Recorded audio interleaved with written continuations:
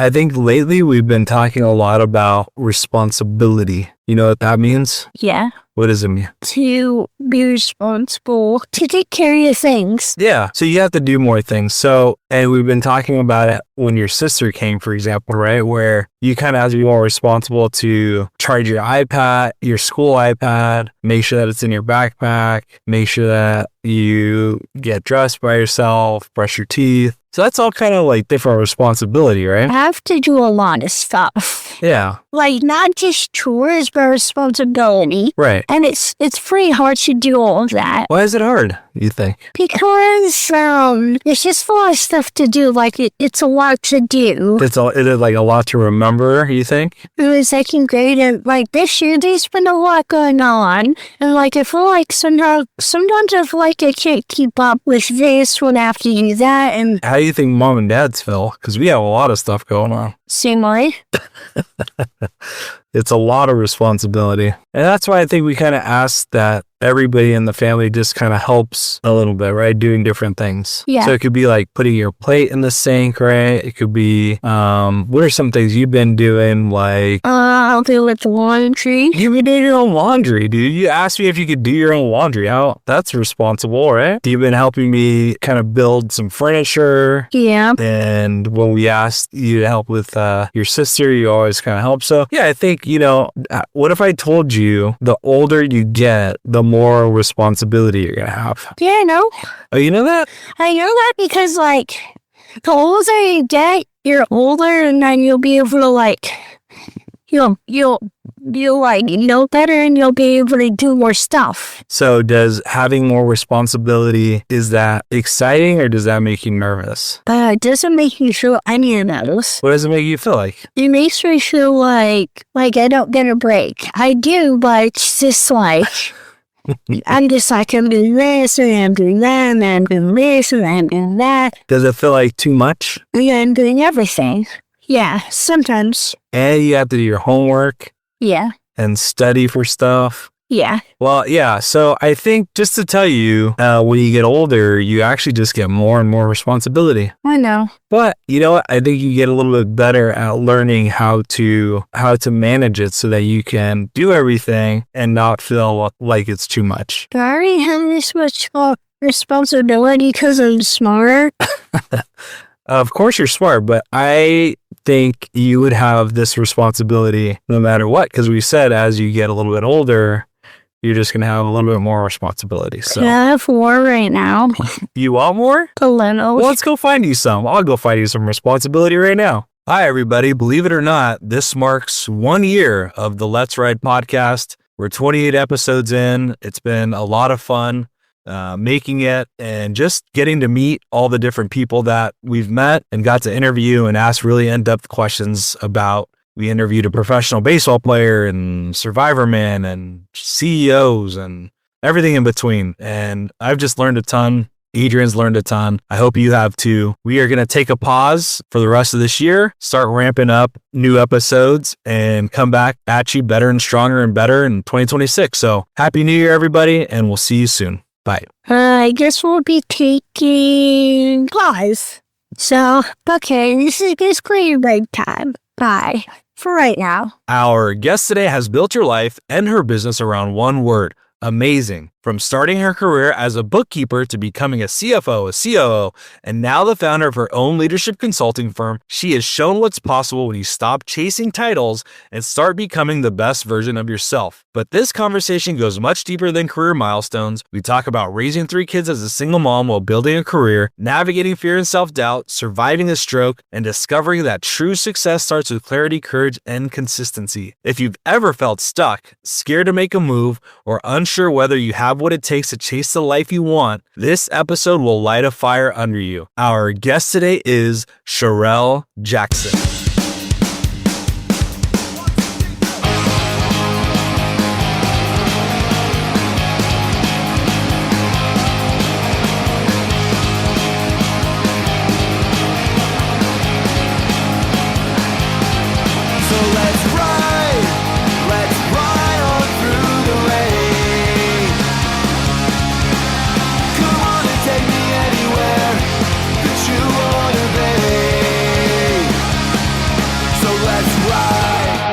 going to start with something that stood out to me. Right? There's a lot going on in your background and, your outfit and everything. But the one thing that stands out to me is this necklace that says amazing. So I love that. So let's start there. What's amazing exactly? Everything, my life, my destiny, my clarity, everything is amazing. I have to tell you, Paz, it's amazing. So when you wear that, I would imagine you get the response that I'm giving you now. So I saw it right away, kind of just, some Monday morning, getting the week started. And I don't know, it's a good reminder. I feel like we're so busy jumping from appointment to appointment, taking care of our families, commuting all over the place. And so I just want to say thank you. I think it's a very nice reminder that we can all have an amazing day. You can interpret it how you will, right? It's an amazing day, an amazing life, an amazing this, an amazing conversation, whatever it is, right? And I end everything with have an amazing day. I start my day off with the fact that it's going to be amazing. I don't just wear it around my neck, but I waited until I got to 50 some years old before I also have a tattoo on my shoulder. Wow.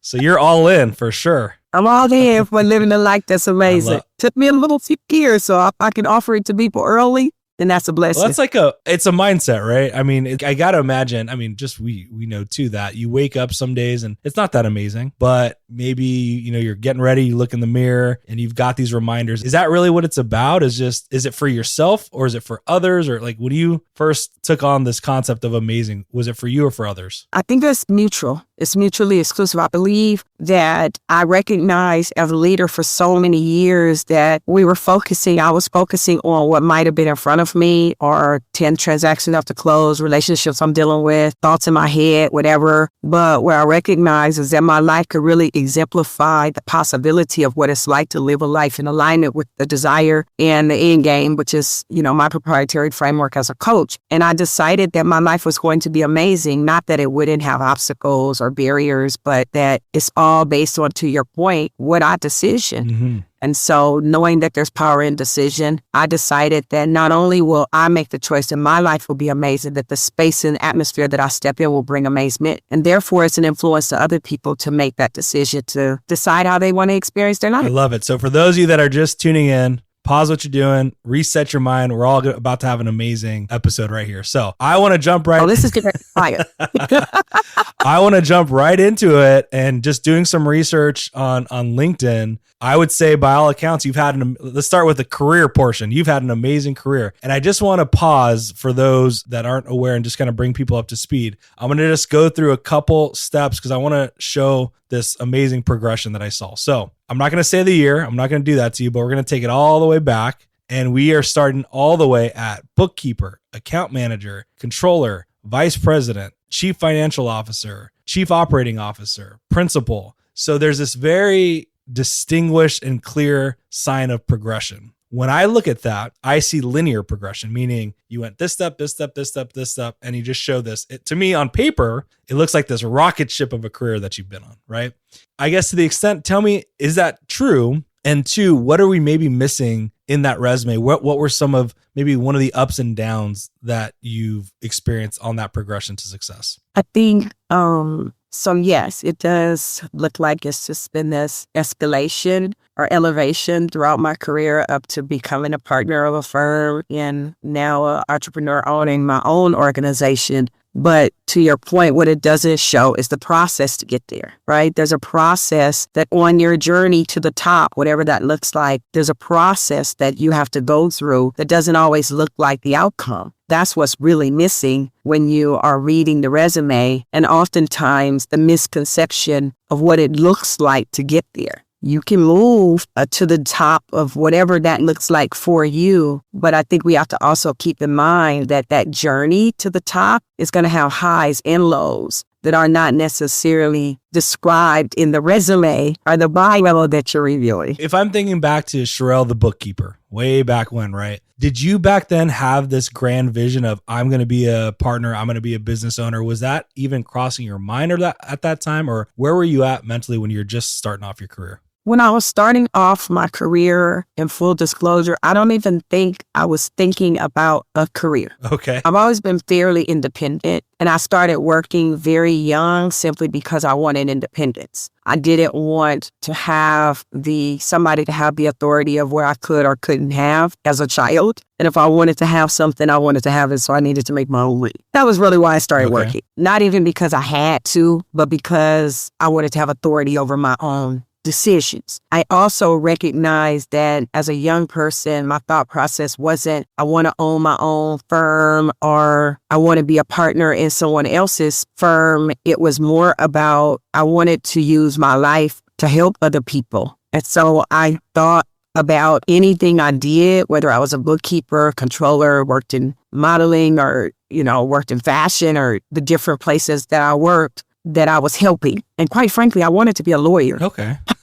I wanted to go to law school. Was there a moment, so I'm clear on that part, that you just, you wanted to make your money, and so there wasn't maybe that strategy and that vision wasn't there yet. When did that start to, how far into your career before that started to crystallize for you a little bit of like, okay, this is where I'm at today, this is where I'm trying to go? And something that I find myself coaching on is that so often in our life, we chase these goals and transactions. And what I didn't know then that I know now is that I wasn't really chasing a transaction or a goal. I was living for a process of elevation. And along with the process of elevation, goals were accomplished and are set. But what I did know is that I wanted to be a better version of me. So whenever there was an opportunity to grow, I wanted to capitalize on that opportunity to grow. And as a result of that strategy of execution, it afforded me higher level roles, greater levels of responsibilities, which comes with, the title and the compensation and things of that nature. And most of the time we're looking at, I want to be the next X. I want to be the CFO or the owner versus I want to be the best version of me and I want to do what it takes to be that.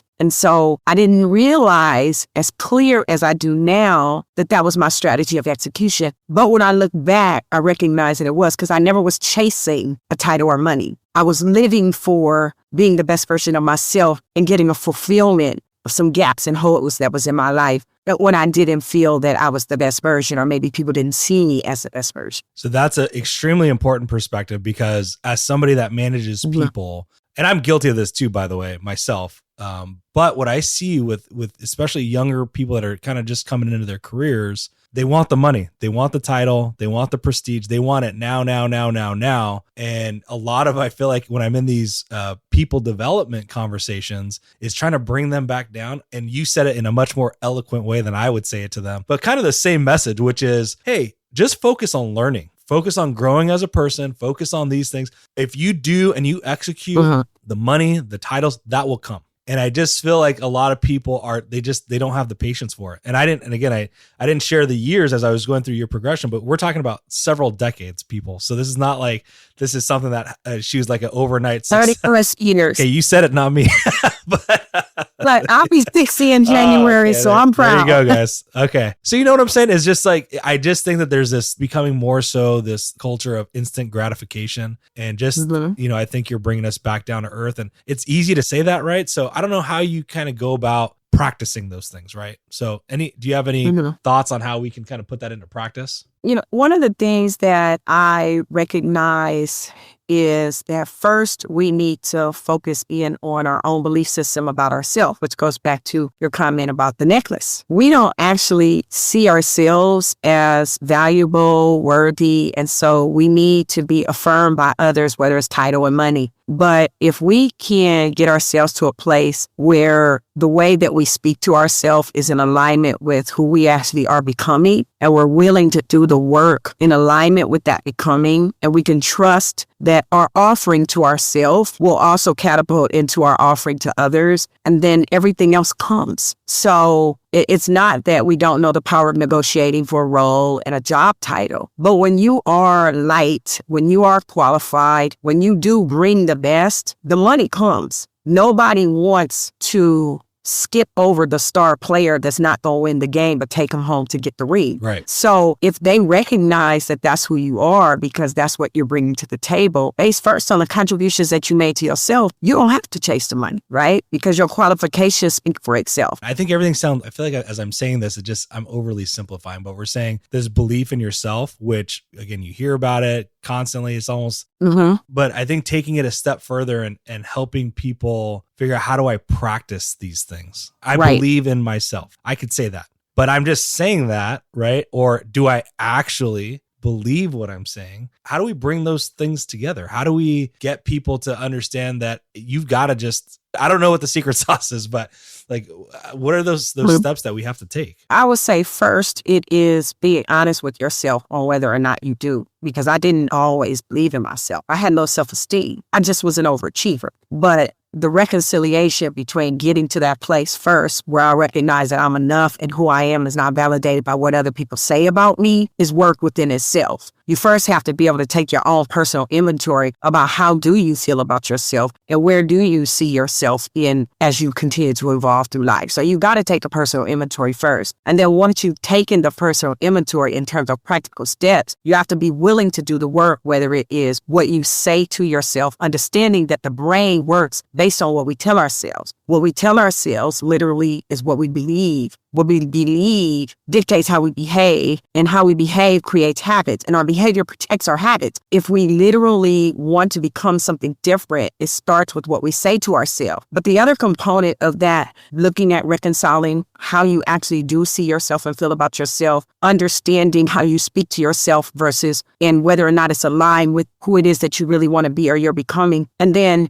taking a step to actually get the support, the tribe, the coach, the mentor, the therapy, the bench strength on the team, the people that you give permission to tell you the truth, so that the navigation to that process of evolution is one where you're not thinking that you can just self-accountable because you've got habits about the way you speak to yourself and the way you show up. But there's people you give permission to tell you the truth. They're vested in your elevation. And so I think that in order to get to that place of change, that place of belief, the elevation of confidence, there are some steps that you have to take. How you speak to yourself, what you practice, the way you execute your days, who's on your team to help you get there and win, and then do the work. Are you taking the courses? Are you doing the work? Are you making the sacrifices? Are you going to school? Are you doing the professional development? Look, you can't just wake up and decide, I want to make $100,000 because I just do. What qualifies you for that, right? Yeah, so let's take some of the, I think that what you're saying is a lot of concepts, and I want to take that into some real world examples so people can kind of put those pieces together. When you and I first spoke, you were sharing with me a story about, we were talking about your career trajectory, and then we were talking about it in the context of your personal life, which was, I believe you said you had raised 3 boys. Is that right? As a single mother, right? And so I was asking like, well, how the heck did you prioritize all these things? So we talked a lot of concepts, but let's go back to that part of your life and just talk a little bit through how you put some of those ideas into practice based on the different challenges you were facing early on in your career. One of the things that I did is align with what I just said. There were other people that I had watched do some of the things that I wanted to do, and I asked for help. Okay. That's the first gate. And the help wasn't necessarily somebody physically being there, but it was gaining input and insight from others similar to what you're offering your audience. And I asked for the help not to validate whether I was doing the right thing, but to elevate what I was doing in order to get the outcome I wanted. Let's start there. Like, who is this? Was this a specific person that you're thinking to? And who was this person? A myriad of people. Okay, a couple different people. Right. How did you identify those people? It's like, hey, this is somebody I want to learn from. Like, if you could talk through maybe a specific example with the person in mind that you gravitated towards. So there's a woman I know who has 5 children, and she's probably about 10 years my senior. And I watched her navigate through raising those children. I watched her have this amazing career. There's another woman who was my mentor until her passing a year ago. And I watched her operate in a male-dominated world, and I watched her soar in her career and do it with grace and humility. There was a gentleman in my life who's still my mentor, and actually I'm having lunch with him today. and I watched him elevate with the power of influence. So even though each of those individuals had a different component of success, that I watched a single mom, a career elevation, leading and supporting and creating impact, those were individuals that I knew that I admired what they were doing, but I wanted to know how they did them and how they did it with such a level of success. So I went and I asked for that help. And that was one of the things that I did in order to ensure that I had the blueprint instead of trying to figure it out. I'm smiling over here because it just brought back a memory for me. And well, first, I'm just envisioning you, sitting in your office, just kind of scoping out everyone, say, hey, how can I like this trait from this person, and I like this from right? Because you mentioned a couple of different people, and identifying these skills or these traits that you wanted for yourself, and then going out and getting those. And that just reminds me of a very, very similar story. And that was, there was this individual that I worked with that was known as the best negotiator in the organization. Anytime he touched a project, it's like it turned to gold. Like the guy just identified value and savings, and then he'd put that out in a big email and celebrate his win. And so there were certain components of it where you're saying, oh gosh, this guy is just self-promoter and what. But then as I looked around, I'm like, people saw the value that this person was bringing to the organization. And I was kind of watching them from afar like you were. And then I remember one day we were doing these quarterly updates, and he goes up there to give a presentation on the future state of his organization. So it was an org chart, and it had him at the top, and then it had all the people filled in on his team. There was one vacancy, and it just said TBD. And immediately something clicked for me, and I walked out of that meeting and said, I'm that TBD, because I see this person. I need to learn from him business. There's so many things, this mentor that he doesn't even know he's going to be for me. But I saw that and I walked away. I literally went up to him. I said, hey, can we go out, get a drink? I just really want to talk to you. I think that same week we went out, and I said, hey, here's my intention. I saw you have this opening. I'm going to put my name there. If you'll have me, I'll come work my tail off for you. That's exactly what I did. I spent the next 5 years working under him. I never went and got my MBA, but I joke today that I got an MBA from him because he was just that good, right? And it really has shaped a lot of how I do commercial negotiations today, how I operate in business, how I talk to a certain degree, right? I can really trace back to him. So sorry, that's a long-winded story, but I just kind of wanted everyone to kind of hear. It's phenomenal. It's phenomenal. And quite frankly, sometimes it happens as a result of ambition. Sometimes it happens as a result of pain. There are times where I was navigating through my life and I was in pain. And I didn't want to be in pain, and I didn't know how to get out of pain. And for a lot of single moms or individuals that's juggling a lot of noise and no white space on the calendar and trying to make the demands of operating in technology and raising kids and in relationships, people are hurting. Yeah. And it's not always because I want to get to the next. It's I just don't even want to hurt anymore. And so as you find that there are individuals in your life who are living a life in alignment with where you might even want to just experience your life in a place of joy or peace, high level elevation, really living the life that they choose, we got to push past that first thing before we can ask, and that's fear. Because a lot of people are too scared to even ask. It's funny you say that because I've taken an opportunity to go, let's say, meet with our interns or go to my university and talk to the students. And I always leave it with, here's my contact information. Right. Feel free to reach out. Guess what? Nobody reaches out. So either one of two things is true. I didn't have anything meaningful to say, and so they don't want to talk to me. Or two, to your point, they're just, and for my ego, I'm going to say two, which is they just don't have it in them to want to take that step to go make that happen for themselves. When a lot of people feel insecure, they're not comfortable in sharing their gaps. They don't feel safe because somebody else exposed them or maybe betrayed them. And so I think building that loyalty and trust, even when I'm doing something like this, I always tell people, if there's a way that I can support you, reach out, because one of the primary ways that I was able to get to where I am in my life today is because of the support of others. When they offered it, I stepped across the line and said yes, even though I was afraid. Right. Because for me, it wasn't just wanting to be better. It was wanting to get out of pain and wanting to be in a place where I not only was elevating, but I was doing it with a level of joy and peace. And going back a little bit on that career journey part, and I want to touch on this because I feel like people have these grand visions in their head of what they want for themselves. Then they start to recognize how much work goes into it. And so then you start making excuses, right? And so you could have easily made the excuse of, hey, I'm a single mom. I've got 3 boys that I'm trying to raise, and I'm trying to have this career. So for those that are making excuses, I would love for you to just kind of shed a little light into that period of your life and how you were juggling trying to be the successful businesswoman while also, raise a family. Like what went into that? Give us some detail. What I will say is this. Look, I have clarity now on what it takes to get to what I call your end game. And it requires, first and foremost, the decision. First, you've got to make the decision that you actually want it versus you want to avoid what it takes to get there.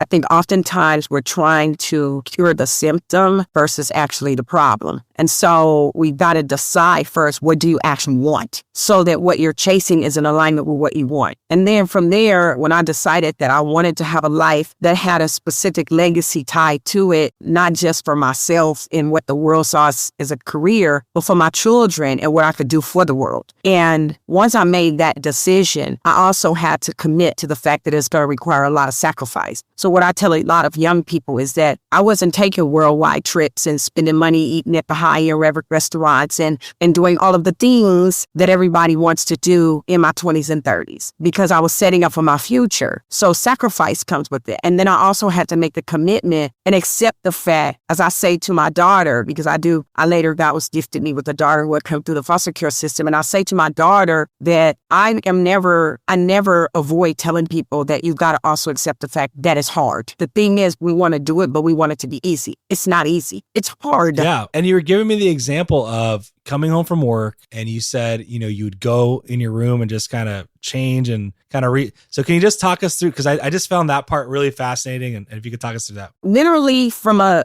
process perspective, I start my day off the same way. My kids even know the songs. I'm a Christian. So I start my day off with the Lord. So I have to order my steps in the morning before I do anything, before I introduce myself to the world. I've got to reset on who I'm going to be and how I'm going to show up. Hence amazing, right? I didn't always have that, but I knew that I wanted to show up as the best version of myself. So I start my day with prayer. I started my day with gospel music, whatever that looked like. I think I shared with you, there were things that I did. I probably shouldn't say, in the middle of the night to be a good parent. I had to grocery shop when my kids was asleep. Can't do that now. But literally, I'd bolt my kids in the house and go to the grocery store at 4 o'clock in the morning while they're stocking all the aisles because I couldn't go to the grocery store with 3 kids. Don't do that now, but I did do it. And then once my kids were up, breakfast was sort of our time because I didn't know that I was always going to make it home for dinner. Having breakfast and making lunches and biting tummies and tickling toes, those were the things that I reserved my morning for because my day could get hijacked. And instead of carrying the guilt of, oh my God, I can't be there, I'm going to be late, I actually capitalized on the time I had in the morning, making breakfast for my children, taking them to school.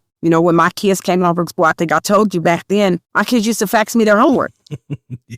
I wasn't at home, but I didn't make the excuses of, oh my God, I feel bad. I leveraged whatever was available to me. Right. But I also had time with my children where we sat down on the bed and we would talk about what's important to them. Where do they need mommy to be? And then the other thing is setting a date night. I have multiple kids. Where do I need to be with this child versus that child? And then teaching my children to be responsible. My children were participatory in creating a healthy home. My kids washed clothes. They knew how to sort.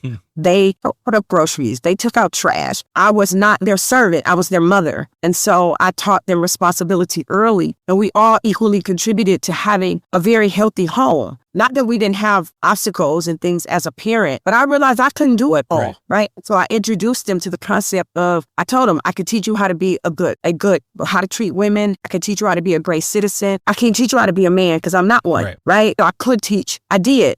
And we just navigated through life together, but it wasn't a democracy. We're not voting. I'm the parent. You're the child. You have a voice. We'll collaborate. We'll communicate. I want to know how you feel, but ultimately I make the decisions. And going through that process, as I shared with you, Paul, it was hard. There was days that I would come home and the guilt of not being what other mothers that I saw are stay-at-home moms might plague me for about a minute, but I give myself 3 minutes. But what I found over time is when my children could tell their own story, their story would be, my mom works, my mom runs a company, but I was everywhere that I needed to be. I didn't miss a parent-teacher conference, a well-baby visit or that. I was at every game. We took family vacations, but I sacrificed a lot.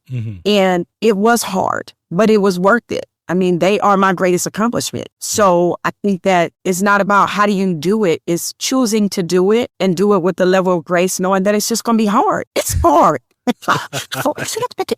But yeah, no. Keeping a clean home. Like I used to clean up at night, taking my time out. I would tell my kids when I get off work, hey, mommy needs 15 minutes. And so they would stand out at the door and wait, right? While I decompressed. Right. So that I showed up, I wasn't anxious, tired, frustrated, mad, but I wanted to show up present. Yeah. I'm married and I've got a wonderful partner in my wife. And I'm just thinking, as you're saying this, thinking it through that lens, which is, man, I come home, you make dinner, all the things that you said, and I'm tired too, right? It's like, sometimes hey, it's you today. Like, I'm sorry, I need to go either maybe go for a walk. I need to do something. Like, it's you today. You didn't have something to fall back on, right? And so I guess it's just, I'm trying to connect the dots for myself, which is if I had to keep going, like if there was no other choice, then it is what it is. Like I just have to do it. Whereas today it's like, if I hit a mental or physical block, it's like, okay, I can take a time out. I have that luxury to be able to do that, right? And so I just think for people getting back into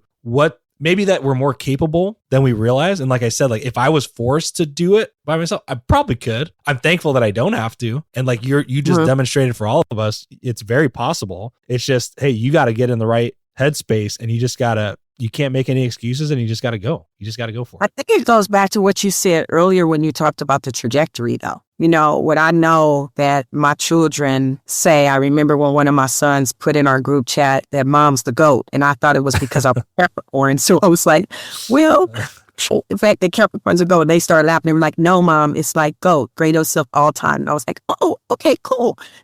Or a client telling me I'm the Oracle. I don't really watch TV. So I had to ask my son, what's the Oracle? I'm playing it all. But what I recognize is that in all of those things, I feel really great about now. But it's because of the choices that I made. Look, Paul, I'm going to tell you right now, it's not that we're not capable. It's just that we don't really want it that bad. Mm-hmm. And it's not wanting all of the things. It is actually wanting to be the best version of ourselves. And it's positioning ourselves that we can do it. We tell ourselves we're so saturated with, it's too hard. I can't. I mean, people can't make a bed and vacuum a house. They don't know mop. They don't dust. It's no disrespect to everybody out there that's struggling to keep their house clean. But if you think about how much time people spend on social media or watching Netflix series or just browsing around doing nothing, we have the capacity to be more effective and efficient in our time and still enjoy the luxuries of life. But it's how we choose to spend the time that we have. Right. And I didn't have the option of watching a whole lot of TV. And so, which is why now as an adult, I don't watch a lot of TV. But what I do know is I know how to use my time in a way that brings me peace and joy, and that also has set a great example for my children. Right. And so I think that's really what it boils down to is what do you do with the time that you have? If you don't think there's enough time in the day, there absolutely is. It's just, are you using it effectively? And that's right. Really the question. And by the way, cleaning the house, right? So I was laughing because there's been this pile in the garage that I've been trying to get rid of, right? And I'll get rid of this box and throw away this thing. And it just seems to like regenerate on itself. I look at my wife, I'm like, I literally just spent an hour organizing this and it just looks like the exact same pile it was before. So that's just me venting, but those are the things, right? 30-second tidbit on that though. I think we'd all go through that until we shift the way that we think. There's habits. Remember I told you, right. There's habits in our behavior that we have a habit of placing things. And so to shift that is when something comes up that needs to be done, do it then. Don't put it off. Just put it away. Right away. Just close the drawer. Just clear off the cabinet. Just fold the clothes. Just put the groceries away. Whatever that is, make the bed. It's just do it. And then the more that you do it, the habits will change. And it doesn't mean you don't give yourself a reprieve, but you've got to shift the habit in order to eliminate that thing that ends up irritating you or stressing you out because we keep doing the same thing over and over. Absolutely. I want to shift back to your career again. So I can't go through your long, you've got a wonderful long history, but I do want to talk about the time at which you spent the first couple decades as an employee and then shifted into the entrepreneurship world as a consultant. And I just want to briefly talk about, when did you identify that you had the skill set to do that and that somebody would be willing to pay for that expertise? Was there a moment in time, or was it kind of you're getting these hints later on in your career that could be possible? I would say that it's a combination of both. I was navigating through, as you know, I was a partner and operating in financial officer for a long time in my career, the latter portion of my career, probably the last 15 plus years of my career. And And through that, you are driving an organization, you're dealing with operational excellence, you're focusing on net income, all of the business acumens that are required to run a successful business. I had a very successful business career. But what was most important to me was leadership and the development of people. And so what I felt best about were the individuals that could start off as a receptionist and become a CHRO or become a chief administrative officer or become a CIO, and they started off as a help desk tech, or the individuals that might come in and not even have a vision for themselves and that you could invest in and help them to really elevate their career. So I recognized early in my career that I had the potential to not only run financially successful companies that yielded high net incomes and afforded the opportunities for everybody to win, but for me personally, where I got the greatest joy was the impact I was having on people. Mm-hmm. And so as I navigated through my career and there was a lot of press on me and I was carrying more weight on my mind than I realized it could handle, and I had a stroke. Oh. And so when I had the stroke, I realized that I was not being as good to myself as I was being to others. That, I was not only focused in on being this parent and being this executive and being this community leader, but I was neglecting Scharrell. And so in that moment, I realized that I needed to get clear, which is how I ended up with the framework for coaching. Or what's the end game I want for my life? And what I wanted for my life is what drove me into the entrepreneurial journey. I always was coaching people on the side for free. I've been speaking for 20 years in front of audiences and mentoring individuals. But what I recognize is that I needed to live my life in alignment with my purpose. And then I was blessed to have all of these strong business acumens that if I stepped into the space, I didn't have to run out and get a coaching certificate because of COVID, or use a background tied to HR, or maybe somebody else's certification, Brene Brown or John Maxwell, John Townsend, or APO, but that I could take who I am as a leader, the proven track record I had in the development of people, the business acumens that I had that led me to drive successful companies, and I could offer that to people to position them to get to a higher level of leadership. And so after the stroke and laying there and realizing that my legacy I wanted to leave was tied to impact. It wasn't money, it wasn't stuff, it wasn't titles, it was impact. I was working in a company. We started to have a conversation about some things. It ended up going left. And before you know it, I was an entrepreneur. And I literally just said to a friend, I think I'm going to go into entrepreneurship. But I was going to build the infrastructure and do all of the business strategies that you need to do. And he said, great. Can you start working? From there, he told a friend. And now I'm 3.5 in. I run a very successful business and it's been amazing. But Scharrell, I think it worked better of it being inorganic, for lack of a better word. Well, let me ask you this. So how long ago did you have a stroke? In July of 2018.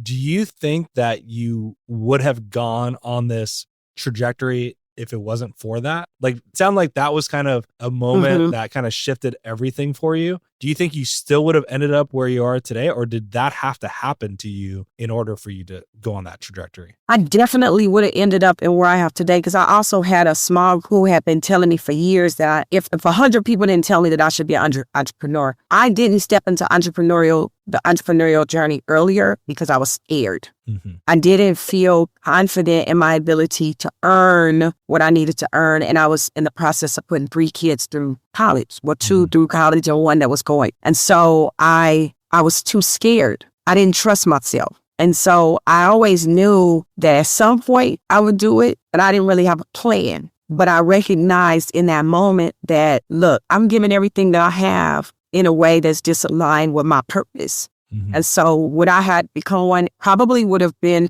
after my last child graduated from college. Okay. If I had waited versus at the time in which I did. Okay. So it sounded like it just more so accelerated it than it accelerated it. Okay. I want to go back to talk about what you just said about fear, which is you have people telling you that you're capable, that you could and should be doing this. And I get that, right? You're in a C-suite. I got to imagine the paychecks coming in, no matter how hard or how little you're working, and you get used to that. It's just like, hey, that paycheck's, rain or shine, it's going to hit the bank account on twice a month on these dates. And there's like there's a lot of comfort. I use the word comfort in that, right? To then kind of think to yourself, well, shoot, the paychecks only come in if I can land this account if people actually want to buy what I'm selling. And yeah, I could see a ton of fear there, right? And so was it just out of circumstance, you had no choice but to figure this out, or just trying to understand how you go from at least this picture I just painted about, this level of comfort to this area, this place of uncomfort?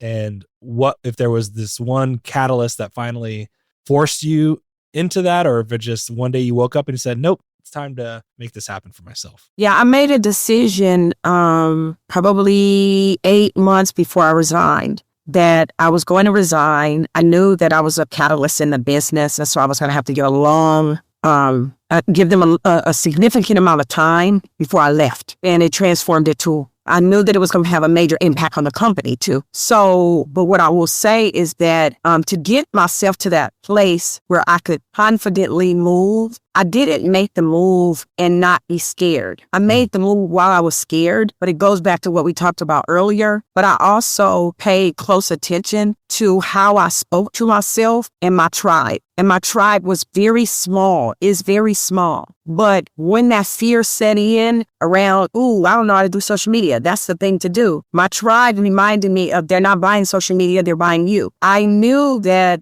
like you, what I have to offer, the world needs. People are out there struggling, and they're not just struggling with the ability to make money. They're scared, there's noise, there's the politics, there's self-confidence, there's trauma, there's the perception of others, the imposter syndrome. And I am well qualified to walk people through and out of that and elevate them to a whole nother level. And so when I think about what I'm offering, who the ham and eggs wouldn't want it, right? I mean, it's really not that confident, not that complicated, but it's our confidence that stops us. So when I started to really see the individuals I was running into or where they were struggling, and I have the answers. And it's not hope and inspiration. There are tangible things that you could do that could take your life to a whole nother level. And so being able to align with the right people and delivering, because a lot of people want to be an entrepreneur and what they're offering doesn't add value, but delivering and then counting my wins and refining my process, it just allowed my entrepreneurial journey to be not only equally as satisfying and rewarding, but economically better. And I was a C-level owner of I did well for myself.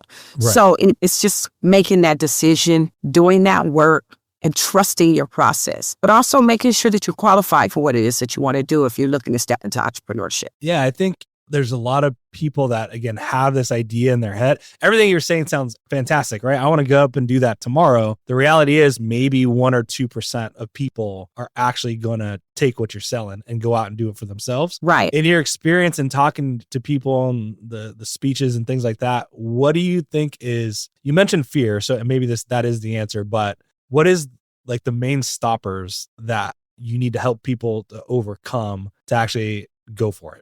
It's two things. Actually, there's fear and moving people to a place not of courage without fear, but the ability to execute in courage in the midst of the fear. Because, I stepped on a stage in New York last week or week before, and the first thing I said is like, oh, I'm nervous. This feels like, oh, Mufasa. You know what I mean? It doesn't mean that because I've been speaking for 20 years that there's not times that I don't feel the fear or that the weight or anxiety that can thrust upon you in that moment of insecurity goes away. But I've mastered the skills to navigate through it very quickly. And I no longer wait for it to not sit on my shoulder sometime. So fear is a huge proponent of why people don't do what they want to do. Because not only is it because they're afraid, but they don't have the tools to navigate through the fear. And if you can get the tools, if you can reach out to somebody who can give you the tools, if you can get a tribe of people, if you allow yourself to have that accountability, if you're willing to learn how to navigate through the fear, you can conquer that barrier to entry. But the other thing is clarity. People are confused. Mm-hmm. And so what I found with my avatar, my clients, is that what I am supporting them through is conquering fear and getting clear. So moving that fear to courage and moving that confusion to clarity positions individuals to catapult into whatever it is that they want to do. But a lot of people may feel like, I could do this, but I'm not really sure how or what or how to get the client or what to do. So I think it's both. It's fear and confusion. Sure, you got me ready to run through a brick wall here. So let's go. I'm pumped. You got this, Paul. Hey, look, I say this, I was on the BET Entrepreneur Day with Damon John, and we were sitting and last year and we were talking, and I was sharing with him and I was sharing to you that 1-to-1 is 1-to-many. And so if this conversation, if there is one listener and there is something that shifts in their mind that will elevate how they think and they can pay it forward, we change the world, right? So, hey, I'm glad you want to run through a brick wall, because that means when we get off of this podcast, you will go and elevate some other people. So, hey, let's be accomplished, right? That's right. No, I think I love it. I love the message that you have to say, which is, we all have something to share. Maybe a lot of us keep it to ourselves, but I think, what you're preaching is, hey, get out. Everybody has some skill, thought, idea that will help somebody else. It's what we do with it that matters. And you clearly are going out and doing something with it. And and even for yourself, right? I have to imagine you go out helping somebody else. That feels good, right? Yeah, you're there to help somebody else, but man, there's a lot of fulfillment. I could just see there being a lot of fulfillment in that if people just take the time to go out and help somebody else. And so got to kind of get our heads out of our phones once in a while, I think. And I'm guilty of that too. And just go out and help somebody. So I love the message, Scharrell, and I thank you so much for sharing that with us. And I'll just add one other thing. It's not, all of this concept just around help. You've got to be qualified with what you're offering. The clarity around the impact that I can make in my client's life definitely shifts not just how they think about themselves and how they lead, but it's the outcome that they want for their life. You also got to want to make $1 million to work with me, right? And so it's not just whether or not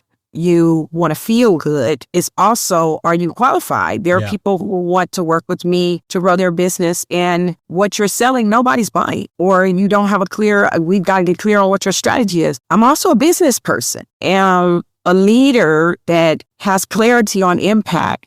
And I know how to make money and run business efficiently and develop people. So whatever it is that you're selling, widgets, services, whatever that looks like, I don't want anybody to walk away thinking it's just about this emotional high that you get tied to, I can do it. You could do it, but you also need to qualify yourself. You need to make sure that what you're offering, the buyer wants, that you have clarity on what you're offering solve for them, right? Why are they going to buy from you? And how do you prove that what you're offering yields the results? And if you can do that, your business will soar. Yeah. But there are components to that as well. So I just want to be clear.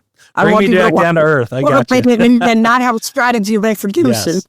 I got you. Thanks so much for your time and your words of wisdom. And I'm sure that listeners are going to love it. So thanks so much. Thank you so much. I appreciate it. The Rockies ain't too far from here.